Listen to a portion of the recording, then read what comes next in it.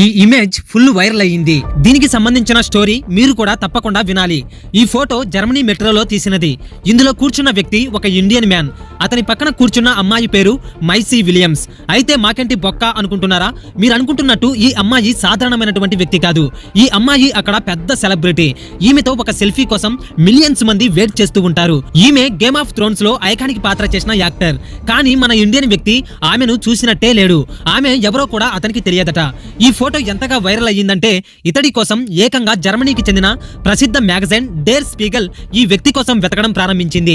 Dare స్పీగల్ అతని వెతికి పట్టుకొని మీ పక్కన కూర్చున్నది గేమ్ ఆఫ్ థ్రోన్స్ లో నటించిన మైసీ విలియమ్స్ అని మీకు తెలుసా అని అడిగారట.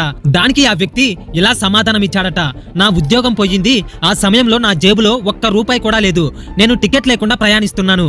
అలాంటప్పుడు నా సిచ్యువేషనే బాలేని సమయంలో నా పక్కన ఎవరు కూర్చుంటే నాకేంటి బొక్క అని అన్నాడట. అతని నిజాయితీకి ఇంప్రెస్ అయ్యి డేర్ స్పీగల్ అతనికి నెలకు 800 యూరోలు శాలరీతో ఉద్యోగం ఇచ్చారట. ఈ కథ ఎంత ఎమోషనల్ హార్ట్ఫుల్ గా ఉంది కదా. అందుకే ఇంటర్నెట్ అంతా దీని గురించే మాట్లాడుతున్నారు. కానీ దీని గురించి ఎవరికి తెలియని విషయం ఏమిటంటే ఈ స్టోరీ అంతా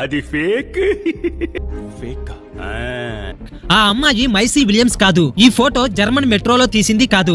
డేర్ స్పీగల్ మ్యాగజైన్ ఈ వ్యక్తిని ఎప్పుడు సంప్రదించలేదు. ఈ వ్యక్తి నిజంగా ఉన్నాడా లేదా అన్నదే ఎవరికీ తెలియదు. అయినా సరే కొంతమంది జర్నలిస్టులు దీనిని నిజమైన స్టోరీగా చెప్తూ వైరల్ చేస్తున్నారు.